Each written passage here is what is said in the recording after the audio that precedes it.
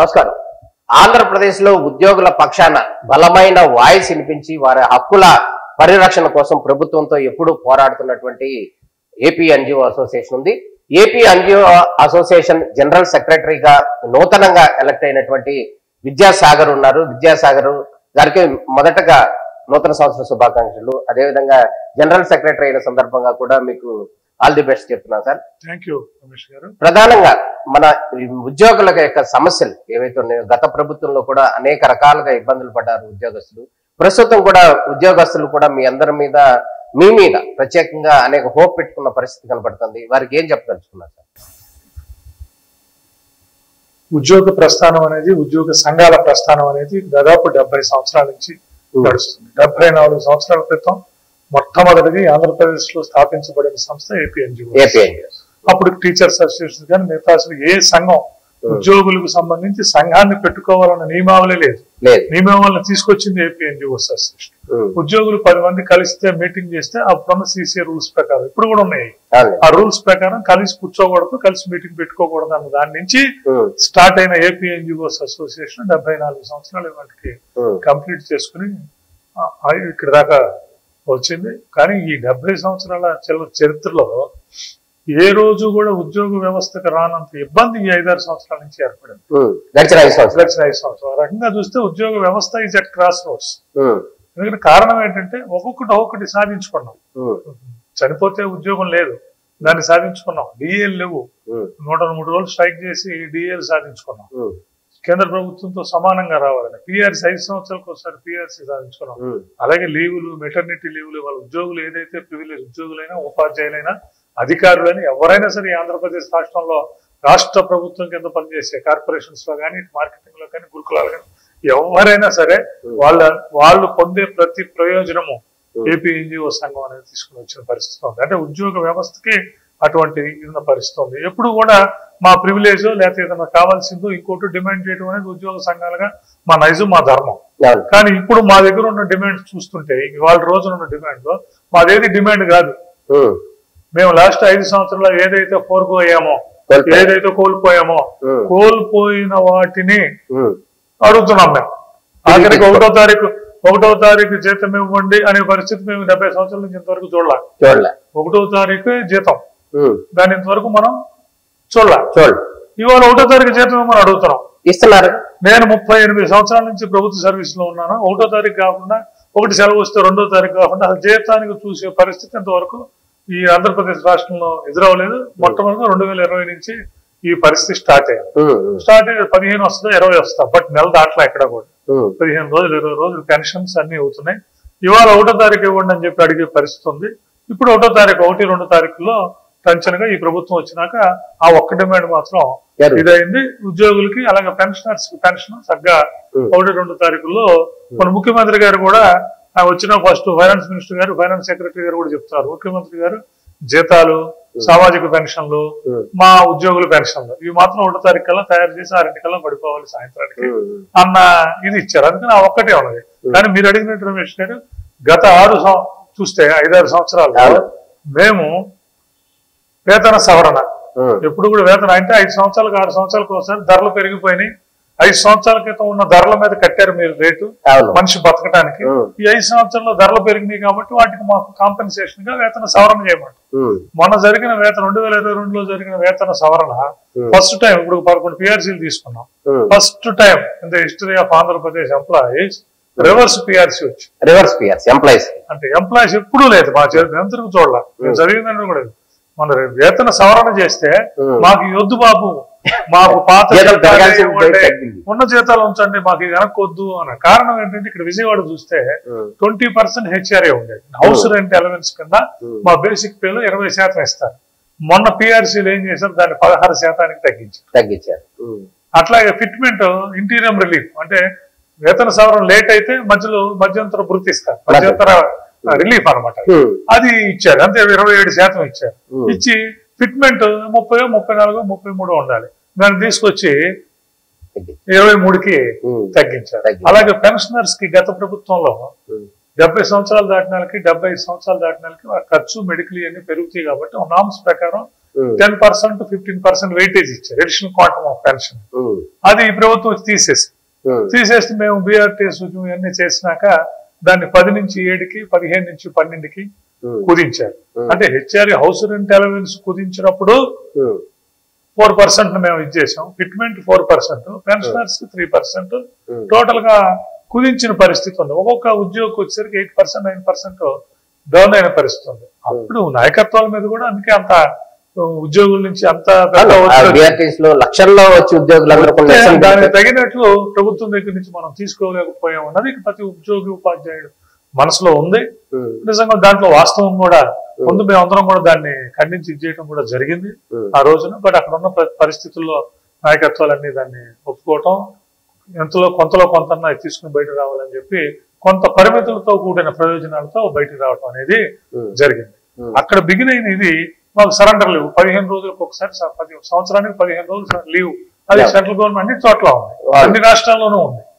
దాన్ని 15 రోజులు అనుకుంటాం. ఇవాళ 2022, 23, 24 మా లీవ్ కట్ అయిపోయింది.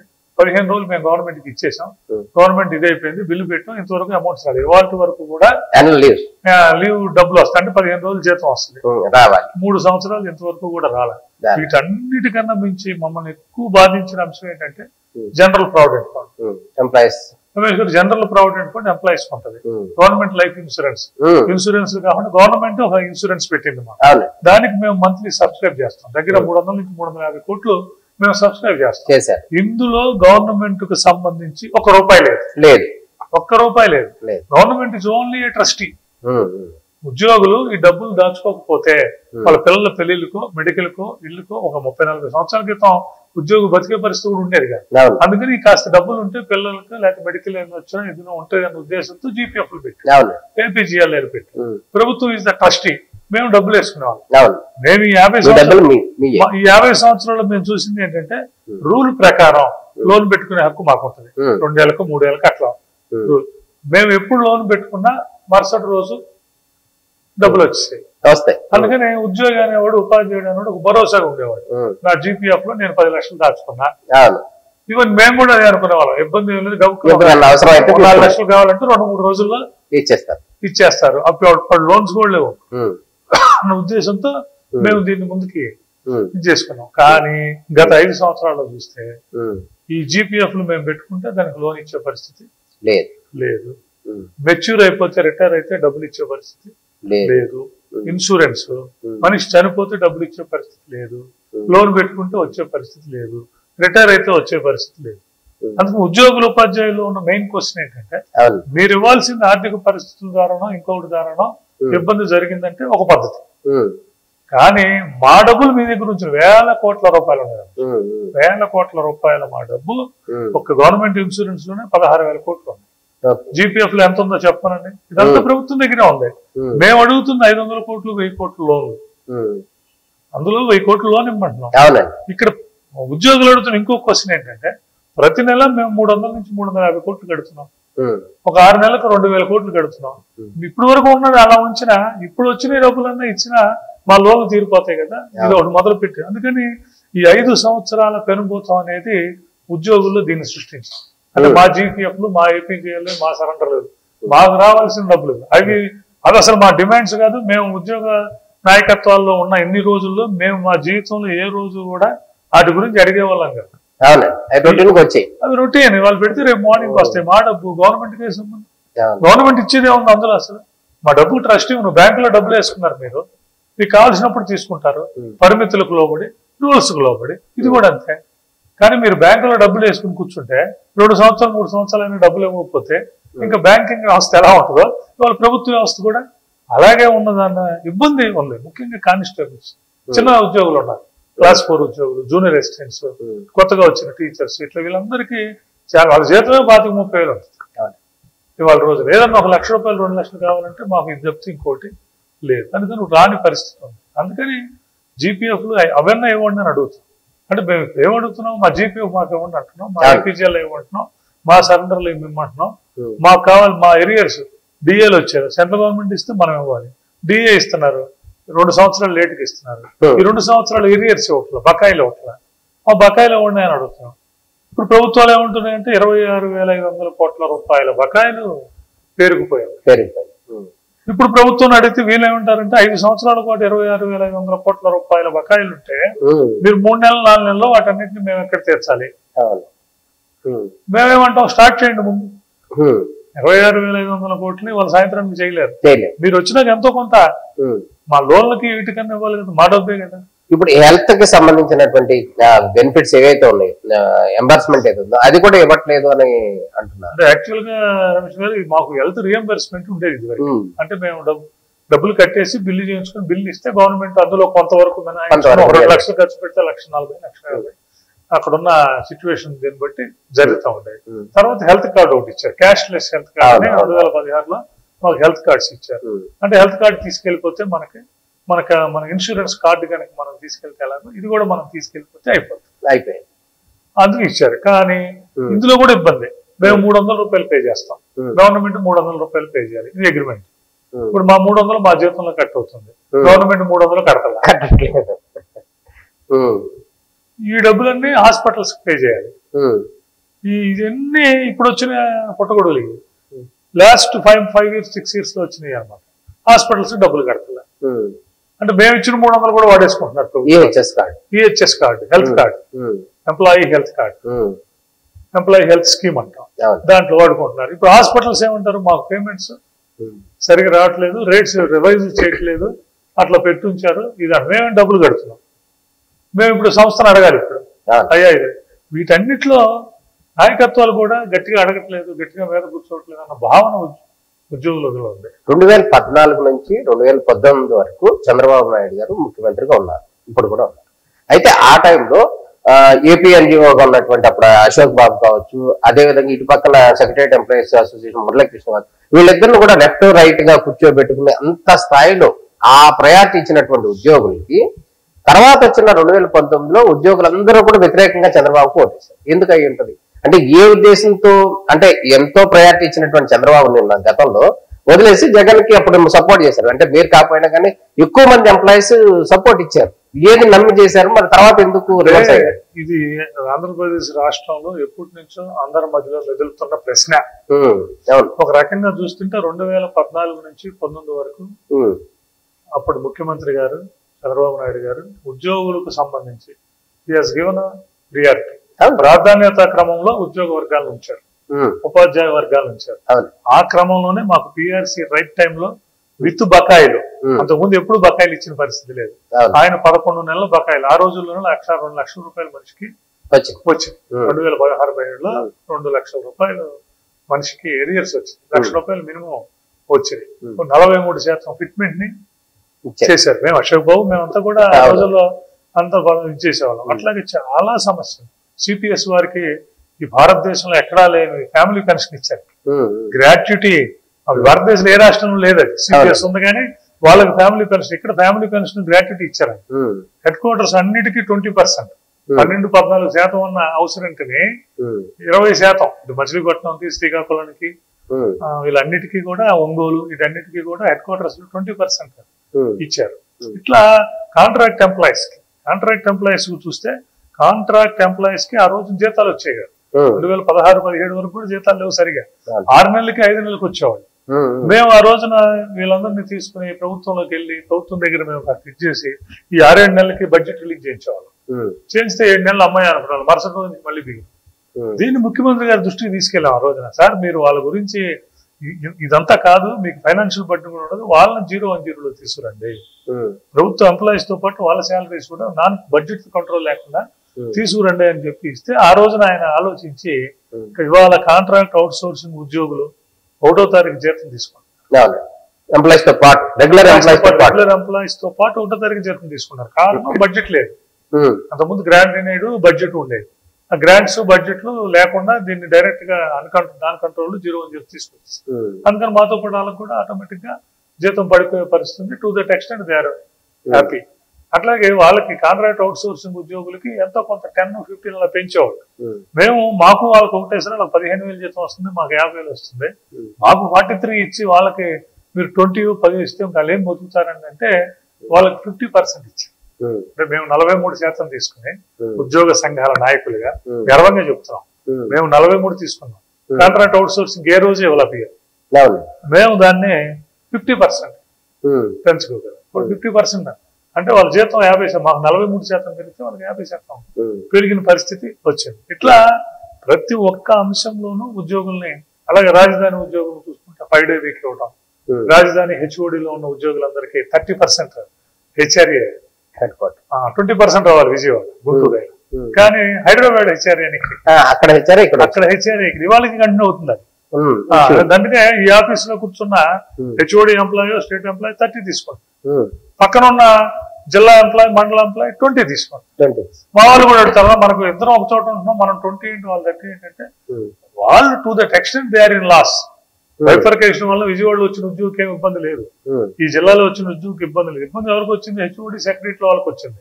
వాళ్ళు మొత్తం వదిలేసుకుని హైదరాబాద్ నుంచి ఇక్కడికి రావాల్సి వచ్చింది. పిల్లల చదువులు, అక్కడ ఎస్టాబ్లిష్మెంట్, ఇక్కడ ఎస్టాబ్లిష్మెంట్, ఈ ఎస్టాబ్లిష్మెంట్స్ అన్నిట్లో ఇబ్బంది పడుతున్నారు కాబట్టి వాళ్ళకి కొంత బెనిఫిట్ అవడానికి అది ఇచ్చారు. We welcomed it.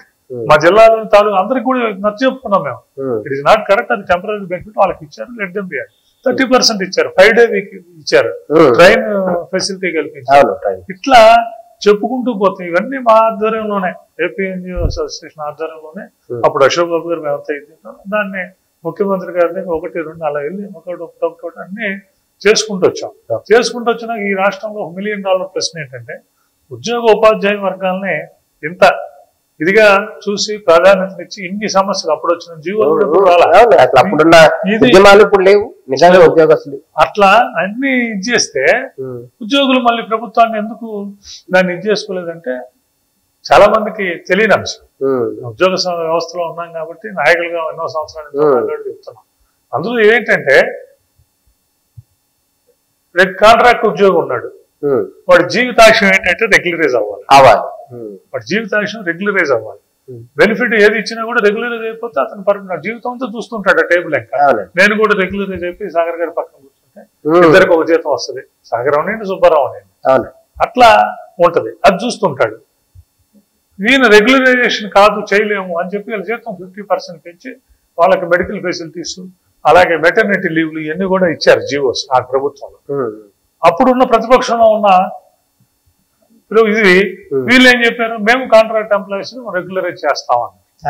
అందుకని కాంట్రాక్ట్ ఎంప్లాయీస్ అక్కడ గత 2014-19 మధ్యలో చంద్రబాబు గారి ప్రభుత్వంలో మాకు జీతాలు 1వ తారీఖు వచ్చేటట్లు, జీతం 50% పెరిగేటట్లు, ఇంకొన్ని ప్రయోజనాలు ఎప్పుడు లేని ప్రయోజనాలు వచ్చినాయి. కానీ వీటన్నిటిని మించి ఆయన రెగ్యులరైజ్ చేసేస్తానంటున్నాడు. ఇక మా జీవితంలో ఇక రెగ్యులరైజ్ అయిపోతే మాకు వెళ్ళిపోద్దని అందరూ అటు సపోర్ట్ చేశారు. సిపిఎస్ ఉద్యోగులకి భారతదేశంలో ఎంత నేను చెప్పినట్లు ఎక్కడ లేని విధంగా గ్రాట్యుటీ ఫ్యామిలీ పెన్షన్ ఇచ్చి మీ పెన్షన్ కూడా 50% వరకు పెంచుతాం కొన్ని ఇది లోబడి అని చెప్పి మమ్మల్ని మేమే ముఖ్యమంత్రి కార్యాలయంలో మీటింగ్ పెట్టి మమ్మల్ని అందరినీ పిలిచి చెప్తే నేను ఒప్పుకోలే. ఆ రోజున నాయకులు మేము కూడా చెప్పాం, మేము వీఆర్ విత్ ఎంప్లాయీస్ అన్నాం. ఒప్పుకోకపోతే మేము కూడా ఒప్పుకోకుండా బయటకు వచ్చాం. ఆ రోజు ఏం చెప్పారు, మీరు వెళ్ళి ఏం ఒప్పుకోవద్దు, మీరు ఏదవద్దు, నేను వస్తున్నా, వారం రోజుల్లో సిపిఎస్ రద్దు చేస్తామని చెప్పి అప్పుడు చెప్పాడు. మేము దాన్ని రద్దు చేస్తాము వారం రోజుల్లో అన్నారు. అంటే మీరు అర్థం చేసుకుంటాం, అది ఇస్ నాట్ ద ఎంప్లాయీస్ అవన్నీ పొంది ఇచ్చేసారంటారు. I'm not agree to that.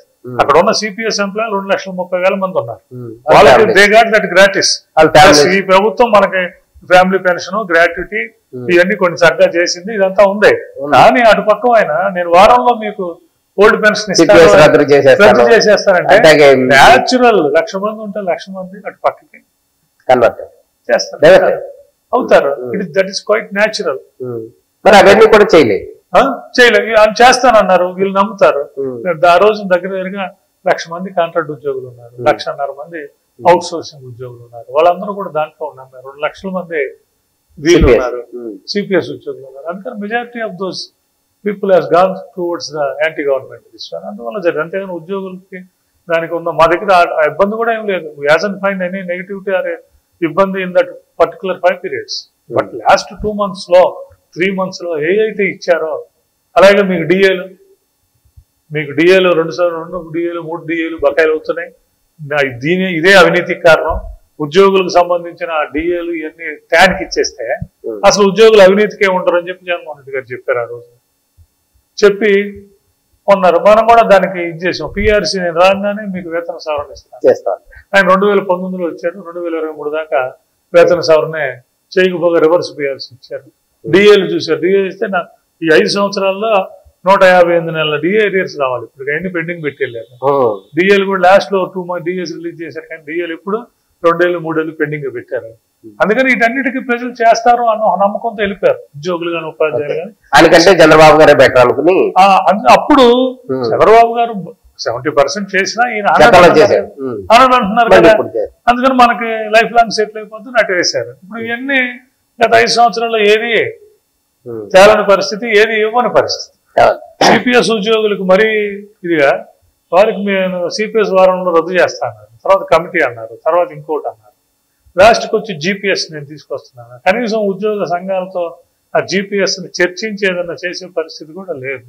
ఎవరికి చెప్పకుండా అక్కడ ఆ అసెంబ్లీలో ఇది పెట్టేసుకున్నారు. ఇప్పుడు ఉద్యోగులకు సంబంధించి, ఉద్యోగ సంఘాలకు సంబంధించి గత ప్రభుత్వంలో ఆల్మోస్ట్ కొంతమంది తప్ప అందరూ ఇబ్బంది పడ్డారనేది అందరికి తెలిసిన విషయం. ఎందుకంటే కనీసం అపాయింట్మెంట్ కూడా ఇవ్వలేదు అనే పరిస్థితి ఉంది. అట్లాంటిది ఏమన్నా మీకు ఉందా సార్? అదే కాకుండా మీ దగ్గర ఉన్నటువంటి ఒక వ్యక్తి ఆయనకి సపోర్ట్ గా ఉన్నారా? కూడా కాదు, ముఖ్యమంత్రి గారితోనూ మిగతా వాళ్ళతోనూ అంతకుముందు పీరియడ్ లో ఉద్యోగ వ్యవస్థకి మంచి అప్రోచ్ ఉంది. అందరికి ఉంది. దానికి AP NGO association main pillar గా ఉంది. ఆ అప్రోచ్ తోనే చాలా వరకు తెచ్చుకుంది.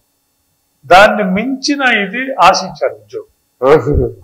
ఎలా అయితే డిమాండ్స్ వస్తాయని ఆశించారో ఇంకా బాగా ఉంటారు అని ఆశించారు. అంతకుముందు రాజశేఖర రెడ్డి గారి పీరియడ్ అన్ని చూస్తున్నాం. ఇది ఒకటే కాదు, కుమార్ రెడ్డి గారు, రాజశేఖర రెడ్డి గారు, అంతకుముందు చంద్రబాబు నాయుడు గారు, అంతకుముందు ఉన్న వాళ్ళందరి పీరియడ్ లో మేము ఉద్యోగ సంఘాల నాయకులుగానే చేసాం.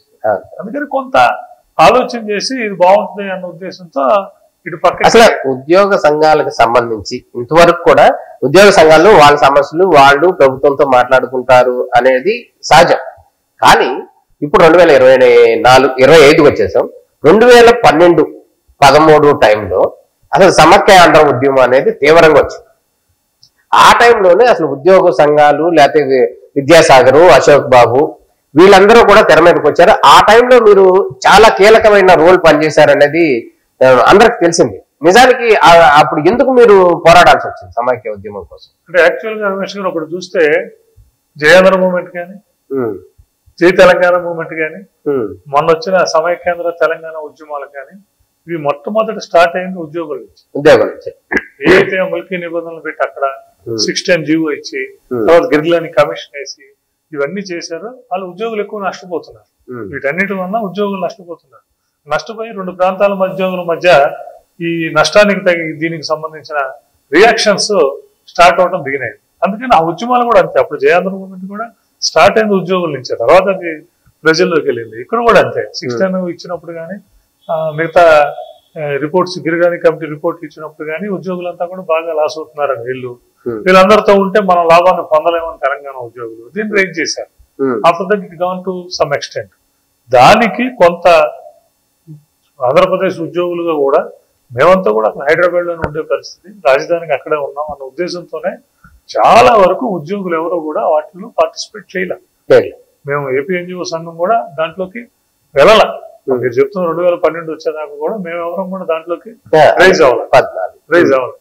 కాకపోతే మేమనేది ఏంటంటే ఎక్కడైనా ఈ బాధ్యత ప్రజా సంఘాలదే, political parties. Political parties are representing people. We are all the part of the people. ఉద్యోగులకు సంబంధించిన ఏదైనా పెద్ద సమస్య వస్తే వాళ్ళు చేయాల్సింది. మేము వెళ్ళిన ముఖ్యమంత్రి గారికి ఇదే కదా, అట్లా వాళ్ళు చేయాల్సిందే. లేదా పోరాటాలు ప్రజాపక్షాలు చేయాలి. కానీ ఇది రోజు రోజుకి విపరీతంగా పెరిగిపోయి నష్టాలు ఎక్కువైపోయినాయి. డిపార్ట్మెంట్ లో ఉన్న ఉద్యోగులకు నష్టాలు, అవమానాలు. ఆ నష్టం విలువ అనేది ఎంప్లాయీస్ ఎక్కువ గమనిస్తాం.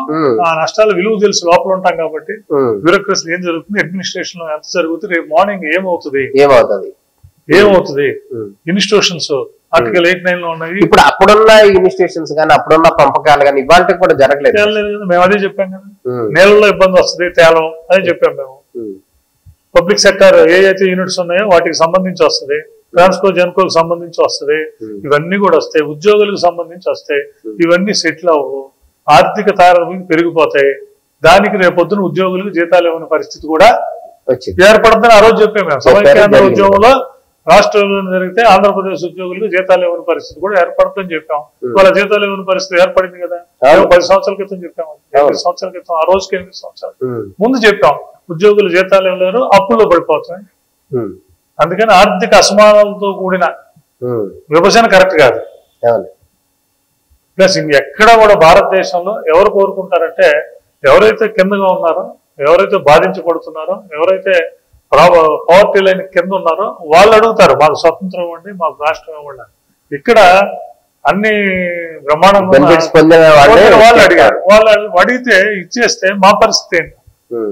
మా పరిస్థితి ఏంటి? దానికి తగ్గట్టు అప్పుడే పోలవరాన్ని మేము చూసుకుంటాం.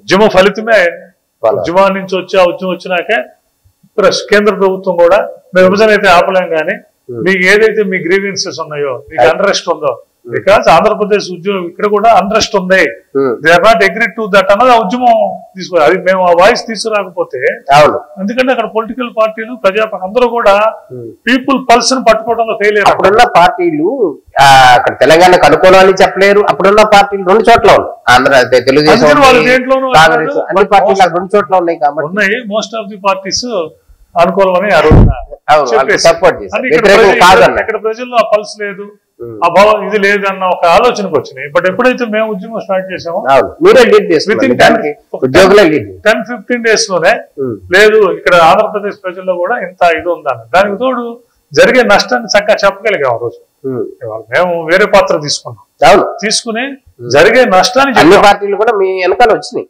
జరిగే నష్టాన్ని చెప్పాం. ప్రజలకి నష్టం జరుగుద్ది, ప్రాజెక్టులకి నష్టం జరుగుద్ది, డబ్బుకి నష్టం జరుగుద్ది. 55,000 కోట్లు అక్కడ హైదరాబాద్ కే ఇన్కమ్ ఉంటుంది, ఇక్కడ ఇన్కమ్ లేదు. 85% వ్యవసాయం మీద ఆధారపడి జీవించే రాష్ట్రంగా ఆంధ్రప్రదేశ్ మిగిలిపోతుంది అని చెప్పాం. దీని ఇన్ఫ్రాస్ట్రక్చర్ తీసుకోకపోతే ఇబ్బంది పడతామని చెప్పాం. మొత్తం ప్రాజెక్ట్స్ అన్ని అటు ఇటు, తూర్పున ఒకళ్ళు, పడమర ఒకళ్ళు, ఆ ఒడ్డు రైట్ ఒకళ్ళు, లెఫ్ట్ ఒకళ్ళు పంచుకోవాల్సిన పరిస్థితి ఏర్పడుతుంది అని చెప్పాం.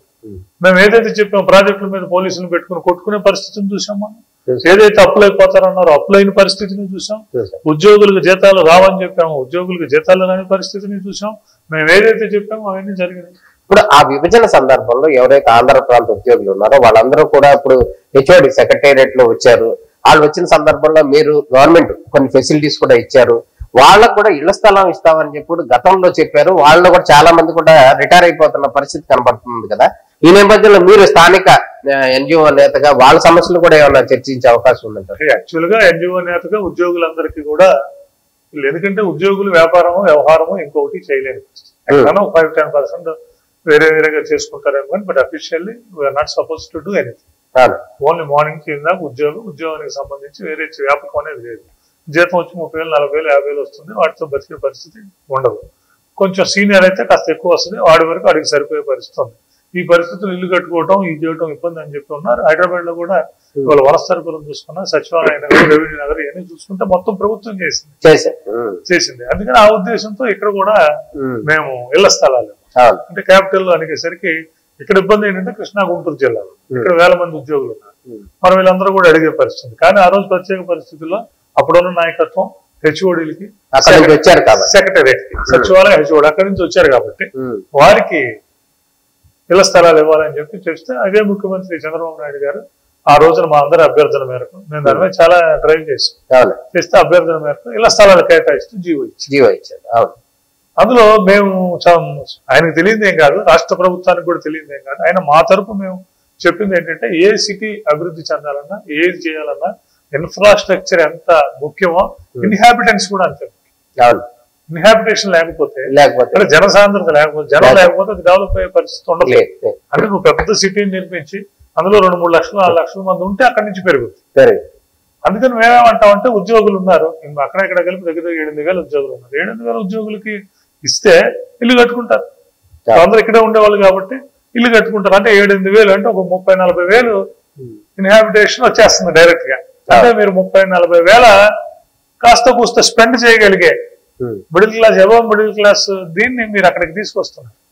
అది వాటి జీడిపి పెరగటానికి, అమరావతి ఒక సిటీగా అభివృద్ధి చెందడానికి దోహదపడద్దు అంటాం. అది ఓకే సార్, మీరు చెప్పింది. నా పాయింట్ ఏంటంటే, ఇప్పుడు గత ప్రభుత్వంలో సెక్రటేరియట్ ఎంప్లాయీస్ అధ్యక్షుడు ఉన్న అతను వైసీపీకి 1 సైడ్ గా ఉన్నారు అనేది వాళ్ళు చెప్తున్నారు.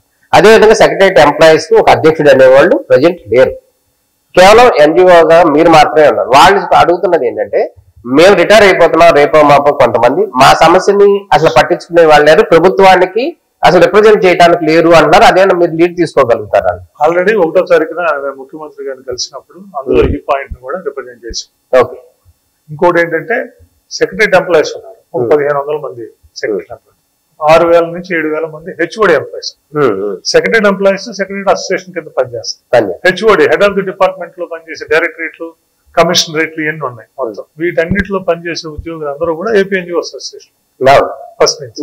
అందుకని హెచ్ఓడి అంతా మా దగ్గర ఉంటుంది, సెక్రటేరియట్ అంతా వాళ్ళ దగ్గర ఉంటుంది. అందుకని పోయినసారి కూడా మురళీకృష్ణ గారు మేము అందరం కలిసి మా 7000 మంది ఆ రోజున ఉన్న వాళ్ళు 1500 మంది 8500 మందికి ఇవ్వమని చెప్పి ఉద్యమం ఏమి చేయలేదు. But we got a good decision with ప్రభుత్వాన్ని తీసుకెళ్ళగలిగాం, సమర్థవంతంగా తీసుకెళ్లి చేయించి జీవో రిలీజ్ చేయించాం. తర్వాత వచ్చిన ప్రభుత్వం అసలు రాజధాని లేదు, ఇంకా ఉద్యోగులకు ఇల్లు అంటే ఇస్తే కొత్త రాజధానికి వెళ్ళాలి కదా, ఇక్కడ లేదని చెప్పి ఆ కాన్సెప్ట్ పోయింది. ఉద్యోగులు కూడా దాని గురించి పట్టించుకోవాలి. అసలు రాజధాని నువ్వు తీసుకెళ్లిపోతాం, ఉగాదికి తీసుకెళ్తాం, సంక్రాంతికి తీసుకెళ్తాం, శివరాత్రికి తీసుకెళ్తాం అన్నప్పుడు రాజధానిని ఇంకా ఇక్కడ ఈ సైట్ గురించి ఎవరిని అడుగుతాం? అందుకని దాని గురించి లేదు. ఇప్పుడు మళ్ళీ ప్రభుత్వం మారటం, ఈ ప్రభుత్వం రావటం, రాజధాని ఇదేనని చెప్పటం, కేంద్ర ప్రభుత్వం ఇచ్చేయటం, రాజధాని అభివృద్ధి పదంలో ముందుకు వెళ్ళడం జరుగుతుంది. ఇప్పుడు మా అనిశ్చితికి తెరపడింది. అప్పుడు కూడా ఏంటంటే సైట్ గురించి ఎందుకు అడగలేదంటే 5 సంవత్సరాలు ఇచ్చే పరిస్థితి కాదు, ఇచ్చే ప్రభుత్వం కాదు. ఎందుకంటే వాళ్ళు వైజాగ్ అంటున్నారు.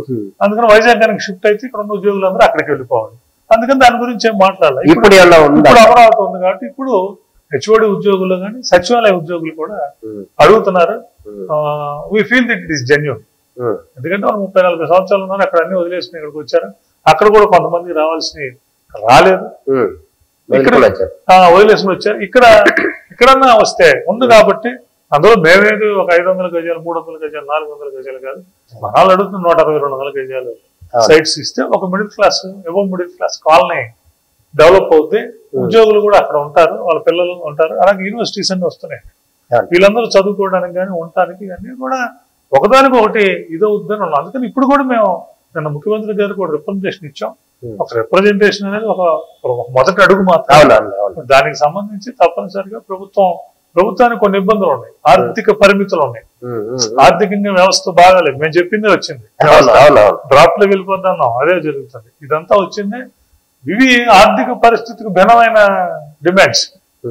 ఇప్పుడు అక్కడ ఉన్న సైట్స్ ఉన్నాయి, సైట్ కి ఇంత రేట్ అని ఫిక్స్ చేసి ఇస్తారు మాకు, మేము తీసుకుంటాం. ప్రభుత్వానికి ఆదాయం వస్తుంది, ఇన్హాబిటేషన్ పెరుగుతారు, అక్కడ జనం పెరుగుతారు. అదే కదా కావాలి. సిటీ పెరగాలంటే అందులో 10 లక్షలు 15 లక్షల మంది చేరాలి. ఇప్పుడు స్టూడెంట్స్ 2 లక్షల మంది పైన ఉన్నారు యూనివర్సిటీస్ లో.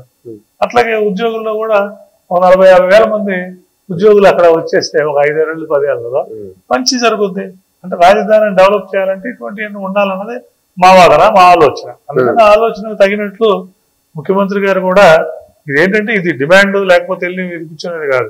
Requesting our chief minister. మేము ఎవరిని అడుగుతాం? రాష్ట్ర ప్రభుత్వ ఉద్యోగులు. మేము వెళ్ళి వేరే వాళ్ళని ఎవరు అడిగే పరిస్థితి లేదు. ఏదున్నా రాష్ట్ర ప్రభుత్వాన్ని అడగాలి. ఇన్ని నష్టాలు పడుతున్నాం, ఇన్ని కష్టాలు పడుతున్నాం, పిఆర్సీలో జీతాలు లేని పరిస్థితి ఉంది. అందుకని కనీసం వారికైనా హెచ్ఓడి సచివాలయంలో ఉద్యోగులకి ఇళ్ల స్థలాలు ఇవ్వటం అనేది జెన్యూన్ అని భావిస్తున్నాం. ఇవ్వటం కోసం ఏపీఎన్జిఓ అసోసియేషన్ గా మేము తప్పనిసరిగా కృషి చేస్తాం. అలా అని చెప్పి మా హెచ్ఓడి ఎంప్లాయీస్ కి ఇవ్వమని సచివాలయ ఉద్యోగులు ఎప్పుడు కూడా సచివాలయ ఉద్యోగ సంఘం, ఏపీఎన్జిఓ సంఘం, టీఎన్జిఓ తెలంగాణ ఎన్జిఓ సంఘం అనేక ఉద్యమాలు, అనేక కార్యక్రమాలని కలిసి ఉమ్మడి ఆంధ్రప్రదేశ్ లో చేసాం. ఇప్పుడు ఇస్తున్నారు కానీ మేము ఎప్పుడు సచివాలయ ఉద్యోగుల దాంట్లో వేలు పెడతాం కానీ సచివాలయ ఉద్యోగులు బయటకు వచ్చి మిగతా దాంట్లో వేలు పెడతాం కానీ ఈ చరిత్రలో ఎంతవరకు జరగదు. ఫస్ట్ టైం గత 5 సంవత్సరాల్లోనే జరిగింది. అవును, వాళ్ళొచ్చి స్టేట్ లో అన్ని గురించి మాట్లాడుతూ స్టేట్ సంఘం అని పెట్టాడు, స్టేట్ సంఘం అని పెడుతున్నారు. ఆ లెక్క మేము కూడా సచివాలయ సంఘం పెట్టాలి. మీకు మీ మెంబర్స్ కూడా చేస్తాం. మేము వెళ్ళి నుంచి 100 మంది మెంబర్స్ వస్తారు, ఇష్యూ కాదు. బట్ ఇది కరెక్ట్ కాదు. ఎవరి పరిమితులు వాళ్ళకే ఉంటాయి. ఇప్పుడు 4వ తరగతి ఉద్యోగుల సంఘం ఉంది, 4వ తరగతి వాళ్ళు ఉంటారు. డ్రైవర్స్ సంఘం ఉంది, డ్రైవర్స్ ఉంటారు. ఎన్జిఓ సంఘం ఎన్జిఓస్ ఉంటారు. సెక్రటరీ సంఘం సెక్రటరీ వాళ్ళు ఉంటారు. అంతే. దీన్ని పరిమితి దాటి మనం అది చేయడం అనేది కరెక్ట్ కదా. అందుకని అది ఎందుకు చేశారు, ఏం చేశారు అన్న దాని మీద నేను వ్యాఖ్యానించాను కానీ I don't want to go to any this one with our employee leaders. ఎందుకంటే ఎంప్లాయీ లీడర్స్ గురించి నా నిశ్చితమైన అభిప్రాయం. ఎందుకంటే ఎంప్లాయీ లీడర్ గురించి ఒకరికొకరు మాట్లాడుకోవడం, ఒకరి మీద ఒకరు మట్రోయింగ్ చేసుకోవడం అనేది ఉద్యోగులకు నష్టం చేస్తుంది, ఉద్యోగ వ్యవస్థకు నష్టం చేస్తుంది, ఉద్యోగ నాయకత్వాల మీద గౌరవానికి నష్టం చేస్తుంది. That's I don't want to come to that. But సచివాలయ ఉద్యోగులకు కూడా మా హెచ్ఓడి ఎంప్లాయీస్ కి ఇద్దరికీ కలిపి సైట్స్ ఇవ్వాలనేది డిమాండ్ ని ప్రభుత్వం దృష్టికి తీసుకెళ్తాం. It will take appropriate time. ప్రభుత్వం కూడా అప్రాపరేట్ టైంలో ఆలోచించి చేసే ఉండాలని కోరుకుంటున్నాం. విద్యాసాగర్ ని ఏపీ ఎన్జిఓ ఉద్యమాల్లో కూడా మీరు అనేక సార్లు ఉన్నారు. అంటే మీకంటే కూడా మీ కాంటెంపరీ వాళ్ళు కూడా చాలా మంది కూడా పోటీ పడ్డారు ఈ దీనికోసం. అసలు ఉద్యోగ సంఘానికి సంబంధించి జనరల్ సెక్రటరీగా విద్యాసాగర్ ని ఎందుకు వాళ్ళు ఎన్నుకున్నారు? వాళ్ళు ఏం హోప్ పెట్టుకున్నారు మీ మీద? అంటే రెండు విషయాలు ఉన్నాయి ఇక్కడ. లాస్ట్ టైం ఎప్పుడు కూడా మనం ఏదన్నా ఉద్యమం చేస్తే ఉద్యమానికి సన్నాహాలు చేసేవాళ్ళం మేము. ఎందుకంటే దాదాపు 35 సంవత్సరాల నుంచి, నేను 30 సంవత్సరాలు పైబడి ఉన్నాను. ఉద్యమానికి 2 నెలల ముందు నుంచే సన్నాహం చేసేవాళ్ళం, మీటింగ్స్ పెట్టేవాళ్ళం, గేట్ మీటింగ్స్ పెట్టేవాళ్ళం, అన్ని చోట్లకి వెళ్ళేవాళ్ళం. చేసి తర్వాత బస్సులు అందరు ప్రజల దగ్గరికి వెళ్ళి, మిగతా వాళ్ళ దగ్గరికి వెళ్ళి గ్యాదర్ చేసి, ఎంప్లాయీస్ మా ఇన్స్టిట్యూషన్స్ కి వెళ్ళి, మా గవర్నమెంట్ దీంట్లో ఫంక్షనరీస్ అధికారుల దగ్గరికి వెళ్ళి, అయ్యా మేము ఇలా ఉద్యమం చేస్తున్నాం, మీరు చేయండి అని అడిగేవాళ్ళం. అట్లా తీసుకుని వచ్చేవాళ్ళం. దేనికోసం? మా ప్రయోజనాల కోసం. ఇప్పుడు ఏం జరిగింది? మా ఉన్న ప్రయోజనాలు పోతున్నాయి. కొత్త రావడం సంగతి తర్వాత, నో డిమాండ్స్. ఇప్పుడు అంతా కూడా సంరక్షించుకోవడమే. అందుకని ఉన్నవి పోతున్నాయి, జీతం రాని పరిస్థితి వస్తుంది. ఇదేంటని చెప్పి ఉద్యోగులందరూ ఉద్యోగ నాయకత్వాన్ని అడిగే పరిస్థితి. నాయకత్వాలు సరిగా స్పందించలేదనేది పూర్తిగా ఉద్యోగుల్లో ఉన్న భావన. అప్పుడు ఉన్న నాయకత్వాలు సరిగా స్పందించలేదు కాబట్టి ఉద్యోగులు బయటకు వచ్చి ఉద్యమాలు చేయడం దిగేసి. మీకు గుర్తుంది లేదా? జిల్లా హెడ్ క్వార్టర్స్ అందరి ముందు, కలెక్టర్ ఆఫీసుల ముందు టీచర్స్ అందరూ పెద్ద ఎత్తున ధర్నాలు చేశారు. అవే జేఏసీలు పిలుపుని వాళ్ళ ఇవన్నీ చేశారు. పెద్ద ఎత్తున సోషల్ మీడియాలో ఇది చేశారు. చేస్తే పిఆర్సీ అప్పుడు వీళ్ళు చాలా వీటికి ఒప్పుకుని వచ్చేసారు. 10 సంవత్సరాల పిఆర్సీకి, ఎడిషనల్ క్వాంటంకి ముందు ఒప్పుకుని ఓకే చేసుకుని వచ్చారు. వచ్చి బయటకు వచ్చినాక ఉద్యోగ ఉపాధ్యాయులందరూ మేమందరం కూడా చెప్పాము, అన్నట్టు కరెక్ట్ మీరు ఎందుకు చేసుకొచ్చారని. అప్పుడు మళ్ళీ చేసుకున్న దాన్ని మనం తెలుగు భాషలో చెప్పాలంటే తూచ్ అన్నట్లు మనం చేసుకున్న దాన్ని వదిలి చేసుకుని మళ్ళీ ఉద్యమంలోకి వచ్చాం. అంటే ఇది ఉద్యోగ ఉపాధ్యాయుల విషయం. అది ఒక నాయకత్వం వెళ్ళి ప్రభుత్వంలో ఓకే చేసుకుని బయటకు వస్తే వాళ్ళని తిరగలేని పరిస్థితి తీసుకొస్తే అప్పుడు మళ్ళీ ఉద్యమానికి పిలుపునిచ్చారు. ఉద్యమానికి కూడా పెద్ద ఎత్తున మద్దతు వచ్చింది. ఆ ఉద్యమం మలిపే బీఆర్టీఎస్. అవును, ఆ రెండోసారి చేసిన మేము ఉద్యమంలో ఉద్యోగ నాయకులు లేకుండా ఆఖరికి కాలిచ్చింది జేఏసీలు. అప్పుడు దాంట్లో లేదు, ఇచ్చింది మేమే అంతా ఉండి బీఆర్టీఎస్ అంతా ఇక్కడ మొత్తం అన్ని జేఏసీలు కూడా నాకే దానికి సంబంధించిన బాధ్యతలన్నీ అప్పచెప్పడం, ఇది సంబంధించిన బాధ్యతలు మేమే ఇక్కడి నుంచి బయలుదేరాలి, ఇవన్నీ కూడా జరిగినాయి. కానీ దానికి ఏ ఉద్యోగ సంఘం గాని, ఏ ఉద్యోగ నాయకత్వం గాని చేసిన ఏర్పాట్లు గాని, చేసిన ప్రచారం గాని, లేకపోతే తీసుకురావటం గాని, టార్గెట్లు ఏమీ జరగల. అసలు ఉద్యోగ నాయకులు గాని, ఉపాధ్యాయ నాయకులు ఉన్నారు, వాళ్ళ పిలుపుని ఇచ్చారు. బట్ వీటితో ఏమీ సంబంధం లేకుండా ఎక్కడికక్కడ వాలంటీర్గా ఉద్యోగులు ఉపాధ్యాయులు అందరూ కలిసి చాలా మారు వేషాల్లో వచ్చి ధర్నా చేశారంటే మాకు పూర్తి నష్టం జరుగుతుంది, మా నష్టాన్ని మీరు రిప్రజెంట్ చేయలేకపోతున్నారు, స్టాండ్ అవ్వలేకపోతున్నారు. అవ్వలేకపోగా మీ వ్యాఖ్యానాలు మీవి సరిగా లేవు అన్న ఉద్దేశంతో ఉద్యోగులు ఉపాధ్యాయులు అందరూ కూడా అక్కడ ఒక రకమైన తిరుగుబాటు అది చేశారు. చేసినాక ప్రభుత్వం చర్చలకు పిలిచి ఇమ్మీడియట్ గా చేసినప్పుడు జరిగిన తప్పు ఏంటంటే, ఇంత బార్గెనింగ్ కెపాసిటీని ఉద్యోగులు ఉపాధ్యాయులు ఏ నాయకత్వాలకు ఇవ్వలే. ఈ 50-60 సంవత్సరాలు ఇంత బార్గెనింగ్ కెపాసిటీ ప్రభుత్వమే ఏమిటి అనే పరిస్థితిని మన వాళ్ళు సాయంత్రానికి వాటిల్లో కొన్నిటిని ఒప్పుకుని కొన్నిటిని ఇచ్చేసుకుని వచ్చారు. కొన్నిటిని ఒప్పుకున్నాం, అవి తెచ్చాం అనేది వీరి వాదన. అవి తేని అన్నీ ఉన్నాయి, ఇక్కడ ఒప్పుకోకూడదు అనేది ఉద్యోగులు. దాని మీద సరే అది మంచిగా చేయడానికి పక్కన పెడితే, ఉద్యోగ ఉపాధ్యాయ వర్గాల్లో, పెన్షనర్స్ వర్గాల్లో 199% మంది ఇది కరెక్ట్ కాదు, ఉద్యోగులకి ఉపాధ్యాయులకి వీళ్ళకి అన్యాయం జరిగేది, నాయకత్వాలు సరైన రీతిలో ప్రవర్తించలేకపోయారు అని అది కామన్ సే. అప్పుడు అటువంటి ఇది ఉన్నప్పుడు మాట్లాడగలిగే నాయకత్వం, సబ్జెక్ట్ ను ముందుకు తీసుకెళ్ళగలిగే నాయకత్వం, ఏదన్నా వచ్చినప్పుడు ఢీకొట్టగలిగే నాయకత్వం, ఏదైనా ఉద్యమ చరిత్ర కలిగిన నాయకత్వం, అటువంటి అనుభవం, సబ్జెక్టు, అలాగే మిగతా అన్ని కూడా ఉండాలి నాయకత్వం. అంటే అవి లేకపోవడం వల్ల మనం అంత ఇబ్బందులు పడుతున్నాం అన్న భావన ఉద్యోగుల్లో భాగం. ఇవాళ అవకాశం నాలాంటి వాడికి వచ్చినప్పుడు అందులో కొంతకు సంబంధించిన విషయాన్ని నాలో ఇంకో దాంట్లో చూస్తారు, గుర్తించారు. గుర్తిస్తారు. సీనియర్ ఇదంతా ఉన్నాం, అన్ని ఉద్యమాలు ఇక్కడ జరిగే ప్రతి ఉద్యమంలోనూ మనదే పాత్ర ఉంటుంది. కాబట్టి అటువంటి ఉద్యమ నాయకుడిని మనం తీసుకొచ్చుకుంటే మాట్లాడుతాం కానీ వ్యవహారం కానీ అన్ని కరెక్ట్ గా ఉంటే నిలబడగలుగుతాడు. ఎందుకంటే ఒక ఉద్యమ నాయకుడు ఒక పిలుపునిచ్చినప్పుడు, ఒక ఉద్యమంలో ఉన్నప్పుడు, ఒక చర్చలకు వెళ్ళినప్పుడు కింద ఉన్న ఎంప్లాయీ గుండెల మీద చేసుకుని పడుకోవాలి. వాళ్ళ ఇంట్లో వాళ్ళు అర్ధరాత్రి పూట లేపినా కూడా ఏం జరగదు, మా నాయకుడు కరెక్ట్ గా చేసుకొస్తారన్న నమ్మకం అతనికి ఉండాలి. నేను బయటకు వస్తే, నేను ఇది కాదని బయటకు వస్తే, నేను పొద్దున్నే పిలుపునిస్తే నిద్రపోయిన వాళ్ళు లేచిన వెనకాల నుంచి ఉంటాడన్న నమ్మకం నాయకత్వం ఉండాలి. ఇక్కడ ఉద్యోగులకి నాయకత్వం మీద నమ్మకం పోయింది. నాయకులకి అసలు ఉద్యోగులు ఎవడు మన ఇది లేదు, అంతా వాడి కట్టేస్తున్నారు అనే భావం నాయకులకి. అందువల్ల ఈ పరస్పర దీని వల్ల ఇబ్బంది జరిగింది. ఆ ఇబ్బందిని అధిగమించే నాయకత్వాల కోసం చూసుకుంటున్నాయి ఏ ఉద్యోగ వర్గాలు కానీ ఉపాధ్యాయ వర్గాలు కానీ. ఒక రకంగా చూసుకుంటే ఉపాధ్యాయ వర్గాలు మెరుగైన ప్రదర్శన చేశారు, మనం కాదంటానికి కూడా లేదు. ఉపాధ్యాయ వర్గాలు కూడా మా ఉద్యమంలో కానీ వీటిలో కానీ మాతో పాటే ఉంటారు. మనం చూస్తే మా జేఏసీ ఉపాధ్యాయులకు సంబంధించిన అటు ఎస్టీ చూసినా, యూటీఎఫ్ చూసినా, ఏపీటీఎఫ్ చూసినా ఇవన్నీ సంఘాలన్నీ ఇక్కడే ఉన్నాయి. అవంతా కూడా బాగా ఇది చేశారు. ఎంత ఉన్నా కూడా నిలుపుకోలేకపోయాం అనే భావన మన ఉద్యోగుల్లో. ఇప్పుడు ఎన్డీఏ ప్రభుత్వం ఆంధ్రప్రదేశ్ లో అధికారంలోకి వచ్చింది. ఈ నేపథ్యంలో ఉద్యోగులకి సంబంధించి, సంక్షేమానికి సంబంధించి మీకేమన్నా హామీ, భరోసా ఏమన్నా ఉందంటారా? అదేవిధంగా ఆంధ్రప్రదేశ్ అభివృద్ధి విషయంలో ఏమైనా మీకు సందేహాలు కానీ ఉన్నాయా, లేకపోతే ఎటువంటి భరోసా ఉంది? భరోసా అంటే ఒకటి మాత్రం చెప్పగలను, గత 5 సంవత్సరాల్లో మా మీద 4,000 కేసులు పెట్టారు. 4,000 కేసులు ఉద్యోగులు ఉపాధ్యాయులు కానీ. ముఖ్యమంత్రి గారు అధికారికంగా ప్రకటించారు అసెంబ్లీలో, ఉద్యోగుల మీద 4,000 కేసులు ఉన్నాయి, వాటన్నింటినీ రివ్యూ చేసి తొలగిస్తామని. 4,000 కేసులు పెట్టారు ఉద్యోగులు. ఎప్పుడూ లేదు ఈ 60-70 సంవత్సరాలు మేము ఎప్పుడు చూడలేం. మా 35 సంవత్సరాల జీవితంలో మేము చూడలేదు, ఎప్పుడూ లేదు. ఎక్కడన్నా ఒక రేరు సంఘటన జరిగి పెట్టినే ఉంటాయి కానీ లేదు, అటువంటిది జరిగింది. అలాగే నేను దాదాపు 30 సంవత్సరాల నుంచి నేను రాష్ట్రంలో నేను చేయని ఉద్యమం లేదు, పార్టిసిపేట్ చేయలేదు. మోస్ట్లీ ఎక్కువ చేసిన పెద్ద ఈవెంట్స్ అన్ని నా ఆధ్వర్యంలో జరిగినాయి ఉద్యోగులకు సంబంధించి. కానీ ఎప్పుడు మాకు అసలు ఎటువంటి ఇది లేదు. పోలీసు కానీ మిగతా వ్యవస్థలు కానీ అన్ని సహకరించాయి. ఎంతమంది వస్తారు? 10,000 మంది వస్తారా? ఈ ప్లేస్ చాలదాం, మీరు ఇంకో ప్లేస్ పెట్టుకోండి, లేకపోతే కొంచెం ఇచ్చేసుకుని ఇట్లా ఉండేది. కానీ అసలు మీరు చేయటానికి వీల్లేదు. మీరు మాకు ఇవ్వవలసినవి మేము అడిగినవి ఎవరు? ఒక పద్ధతి. మా డబ్బులన్నీ మీరు తీసేసుకుంటారు, రెండో పద్ధతి. మేము రిటైర్ అయితే డబ్బులు ఎవరు? మూడో పద్ధతి. మీరు చెప్పినవి కూడా మీరు ఎవరు? నాలుగో పద్ధతి. మేము దాచుకున్న డబ్బులు కూడా దిక్కులేదు, ఐదో పద్ధతి. మేము జీపీఎఫ్ లో డబ్బులు పడితే మా జీపీలో ఉన్న డబ్బులు కూడా మీరు వాడుకుంటారు, ఇదో పద్ధతి. ఇన్ని పద్ధతులు తప్పినప్పుడు మేము వెళ్ళి ఎక్కడో చోట ధర్నా అదే కదా, ప్రభుత్వం ఇచ్చిన సౌకర్యమే కదా అది.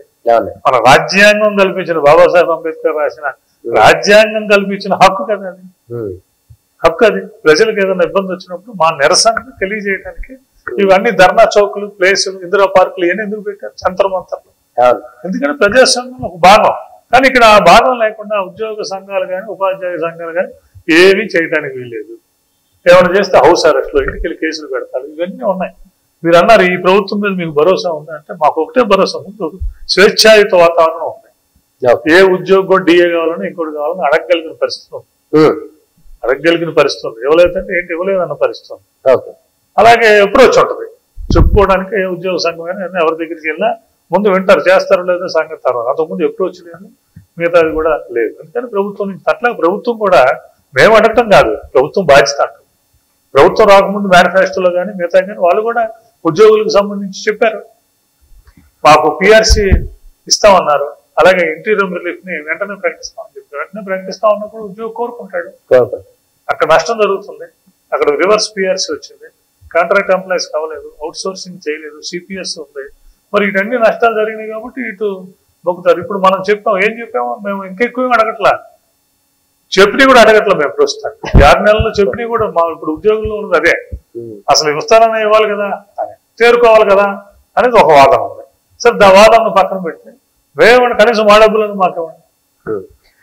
మొన్న మీరు బాధ్యతలు చేపట్టిన సందర్భంలో కొంతమంది మాట్లాడిన సందర్భంలో సాగర్ అనేవాడు మా మనిషి, అదే విధంగా మా ప్రభుత్వానికి అనుకూలంగా ఉంటాడు, అనేక సందర్భాల్లో కూడా సపోర్ట్ గా ఉన్నాడు అనే మాటలు కొంతమంది మాట్లాడారు. అది నిజం అబద్ధం పక్కన పెడితే గతంలో కూడా కొన్ని ఉద్యమాలు జరిగినప్పుడు ఉద్యోగ సంఘాల నాయకులు ఎవరైతే ఉన్నారో వాళ్ళు కొంతమంది ప్రభుత్వానికి బాగా సపోర్ట్ చేశారు ఇంటర్నల్ గా అనేటటువంటి అపవాదం ఉంది.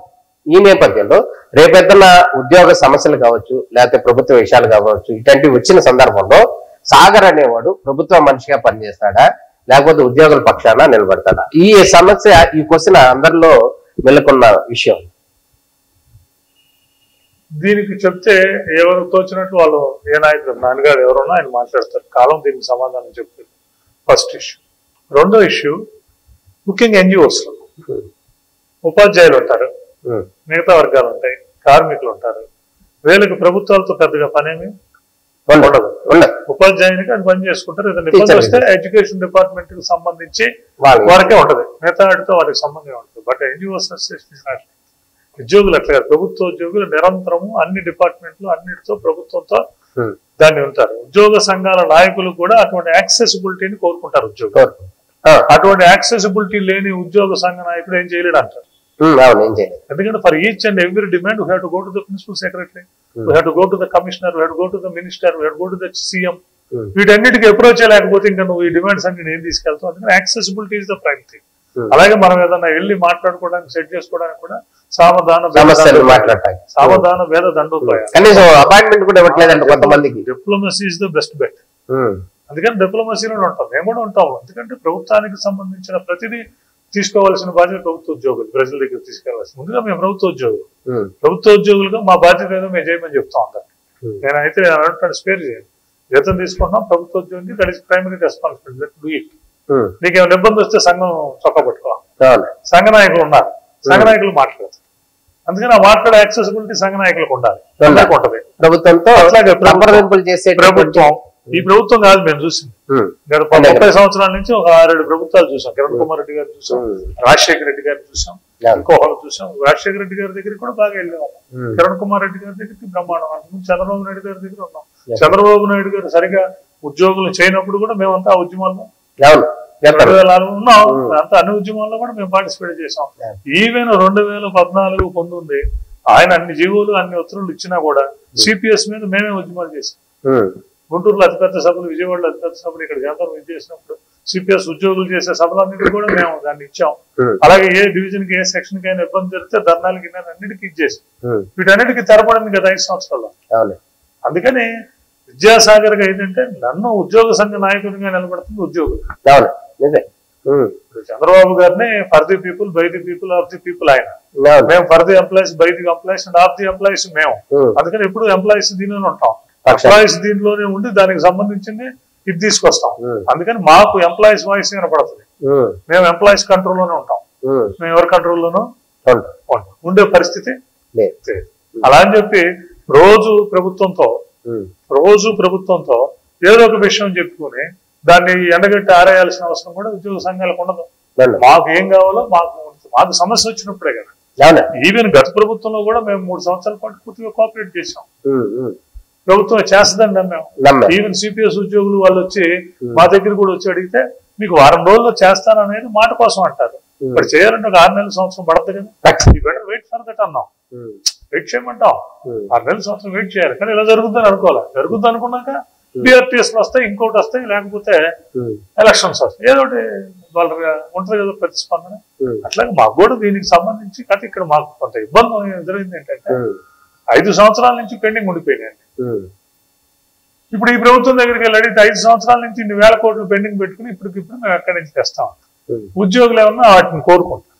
ఇది ఇందులో చాలా మొలకి కష్టసాధ్యమైన విషయం ఇవన్నీ కూడా. అందుకే మేము చెబుతున్నాం, ఏదో సాగర్ గారు వచ్చారు, లేదా ఇంకొకరు వచ్చారు, ఇంకో నాయకుడు వస్తాడు, ఇవన్నీ ఏదో సాయంత్రానికి తీసుకొస్తాడని ఒట్టి మాట.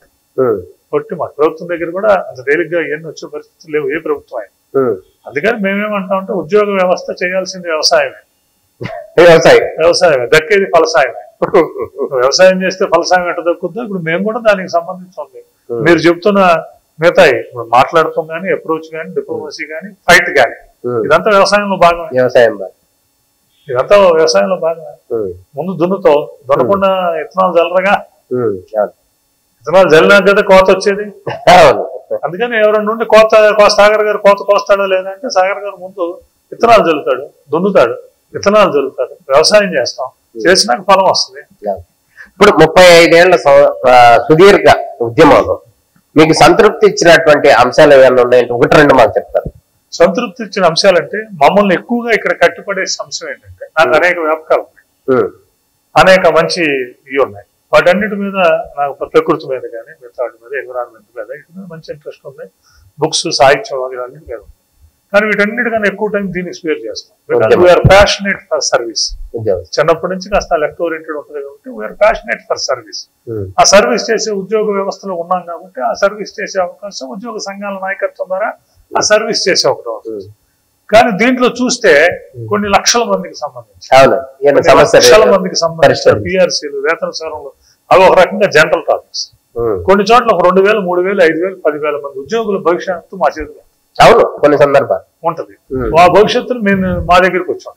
మన తెలివితేటలతోనో, మన నాయకత్వ పట్టికతోనో, మన వాదన ప్రతితోనో, మనకున్న గుడ్విల్తోనో, సంఘంకున్న గుడ్విల్తోనో వాటిని పరిష్కరించినప్పుడు మంచి సంతృప్తి కలిగి.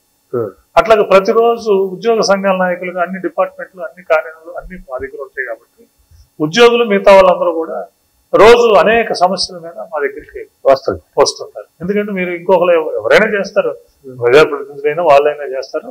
మాకైతే ఎక్కువ ఇది ఉంటుంది, ఆ నాలెడ్జ్ కూడా రూల్స్ మీద అన్నిటి మీద ఉంటుంది. కానీ ఎక్కువ మంది వస్తుంటారు పనుల మీద. అవి వచ్చినప్పుడు మనం కూడా వాటికి సంబంధించిన డిపార్ట్మెంట్స్ కానీ మిగతా వాటిలో అన్ని మా దగ్గర ఉంటాయి. వాళ్ళకి చేస్తారు పనుంటే వాళ్ళకి ఉద్యోగికి సంబంధించి ఏదన్నా ఇవన్నీ చేస్తూ ఉంటాం.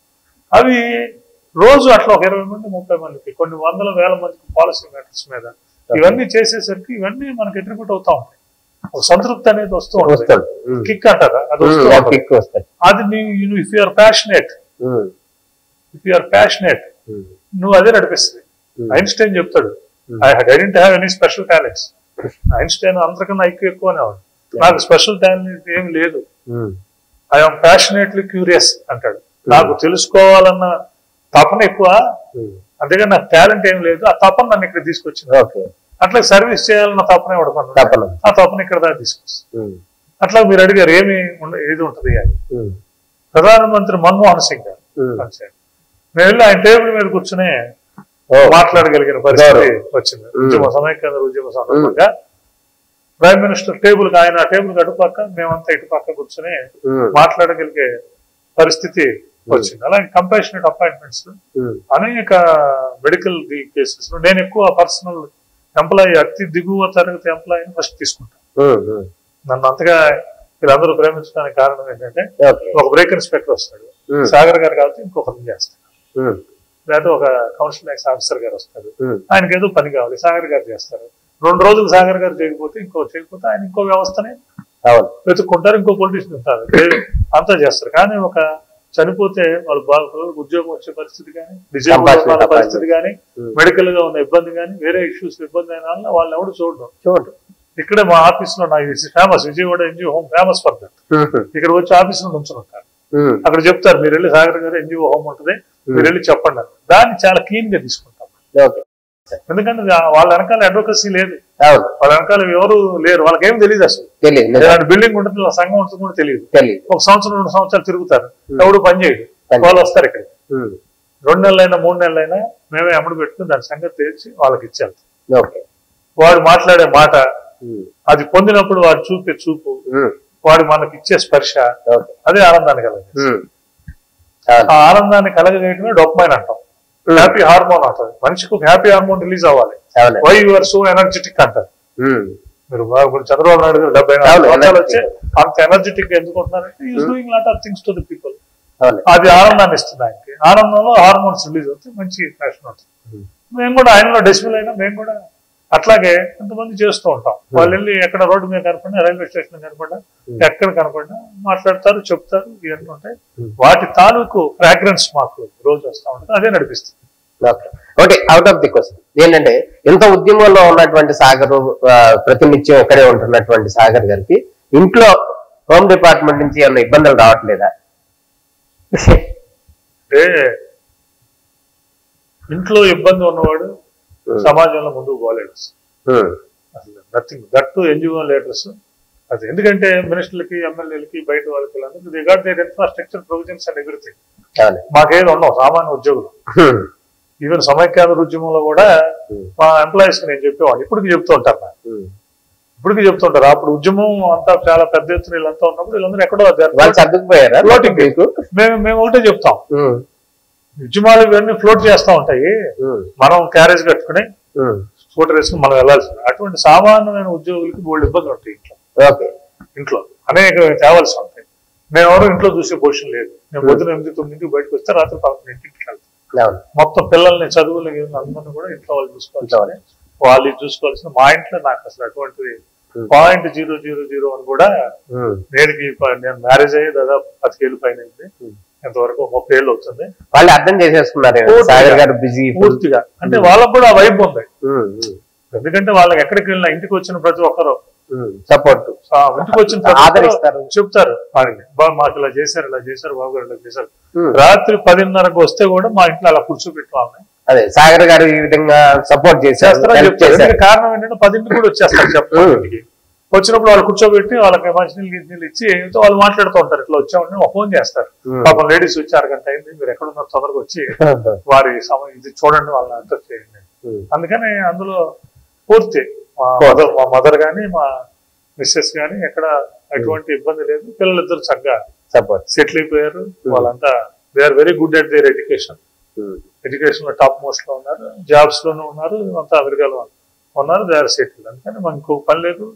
ఉద్యోగ ఉపాధ్యాయ వ్యవస్థకు సంబంధించిన పని తప్పితే ఇంకొక పని లేదు, ఇంకొక వ్యాపకం లేదు. వీఆర్ ప్యాషనేట్లీ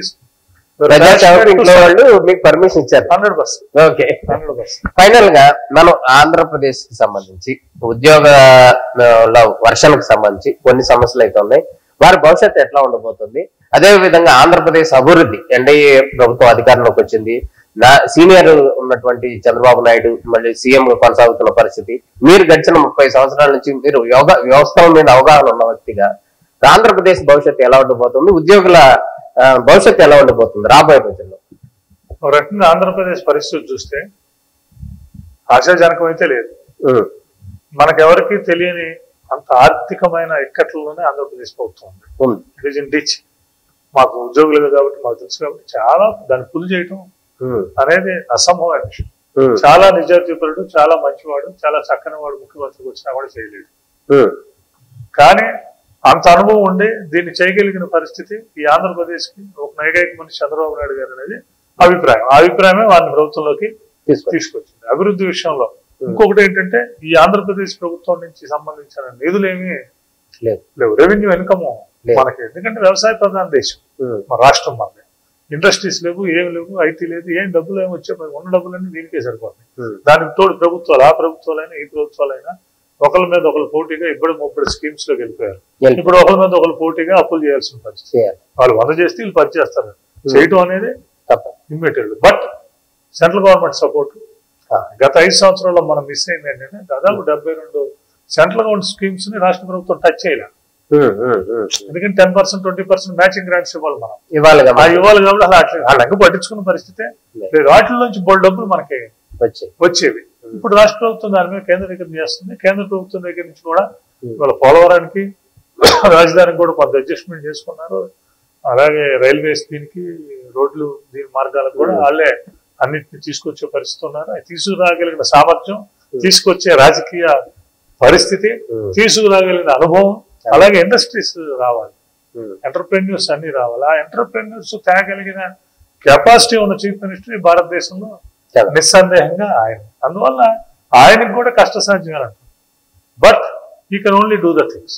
అందుకని మనం దాని మీద ఇచ్చేసి ఈ 5 సంవత్సరాల్లో మంచి జరగాలని, మంచి జరిగే విధంగా ఉద్యోగులు పనిచేయాలని కోరుకుంటాం.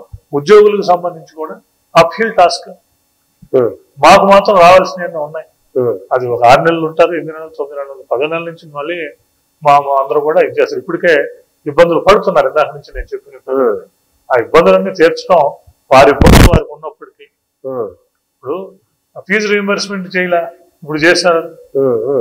రైతులకి ప్యాడీ ప్రొక్యూర్మెంట్ చేసినప్పుడు డబ్బులు ఇవ్వలే, ఇప్పుడు ఇస్తున్నారు. అమరావతి రైతులకి ఇది ఇవ్వలే, ఇప్పుడు చేస్తున్నారు. పోలవరానికి డబ్బులు లేవు, ఇప్పుడు తెచ్చారు, చేస్తున్నారు. రాజధాని ఆపేశారు, ఇప్పుడు తెచ్చారు, చేస్తున్నారు.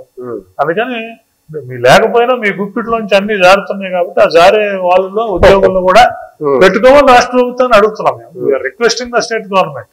అందుకని మీరు అందుకే కాదు మేము కూడా 6 నెలలు అయింది ఇప్పటికి, ఇంతవరకు మేము సరిగా వాయిస్ చెప్పింది కూడా లేదు. కారణం ఏంటంటే ఇబ్బందుల్లో ఉంది, వాళ్ళు సర్దుకోవడం ఒక 6 నెలలు 7 నెలలు పడుతుంది, లెట్ దెమ్ బి. కానీ ఇప్పుడు జనంలో భయం మొదలవుతుంది ఏంటంటే 6 నెలలైన సంవత్సరాలైనా మనం అడగకుండా వదిలేస్తే వాళ్ళు పూర్తి ఇబ్బందుల్లో ఉన్నారు కాబట్టి ఆయన కొంత ఇది ఉద్యోగుల మీద వాటి మీద బాగా అవగాహన కొంత చేద్దామన్న సానుకూల దృక్పథం ఉందనేది ఉంది మనసుల్లో. బట్ ఇది ఇలా మనం వెళ్తా ఉంటే ఇక వాళ్ళ ఇబ్బందులు వాళ్ళ దాంట్లో ఇక మనల్ని పక్కకు పడేస్తే ఇప్పుడు 5 సంవత్సరాలు అయినా 6 ఏళ్ళు అవుతారన్న భావన ఉద్యోగుల్లో ఉంది. దాన్ని దూరం చేయవలసిన బాధ్యత జగన్నాథ రథ చక్రాలను ఉద్యోగుల వైపు కూడా కాస్త కదిలించాల్సిన బాధ్యత రాష్ట్ర ప్రభుత్వం మీద ఉంది. ఆ విషయాన్ని మొన్న 1వ తారీఖు కలిసినప్పుడు ముఖ్యమంత్రి గారి దృష్టికి ఫస్ట్ టైం తీసుకెళ్ళాం, సాధారణంగా వివరించాం, ఆయన అన్ని విన్నారు. విని దీని మీద ఎక్సర్సైజ్ కూడా కొంత స్టార్ట్ అయింది.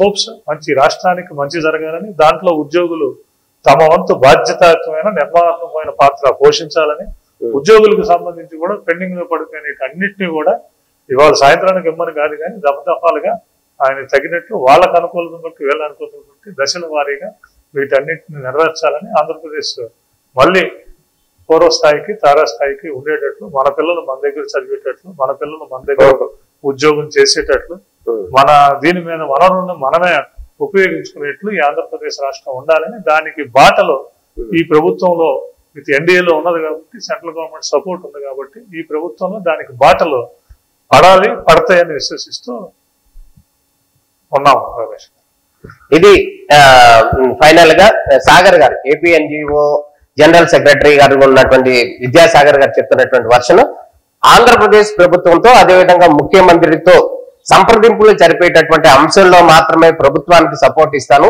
అదేవిధంగా ఉద్యోగుల పక్షానే ఉంటాను, ఉద్యోగుల సమస్యలు ఏవైనా వస్తే గనక ఖచ్చితంగా అది ఉద్యోగుల పక్షానే తన పోరాటం అని చెప్తున్నారు. అదేవిధంగా తన ఫ్యామిలీ కూడా ఉద్యోగులకు సంక్షేమానికి కృషి చేయాలని చెప్పి పూర్తిగా సపోర్ట్ ఇస్తుందని చెప్పి విద్యాసాగర్ గారు చెప్తున్నారు. ఇది రానున్న రోజుల్లో ఏం జరుగుతుంది అనేది అయితే మనం వేచి చూడాల్సిన పరిస్థితి కనపడుతుంది. ఇది విద్యాసాగర్ గారితో ప్రత్యేక ఇంటర్వ్యూ. నమస్కారం.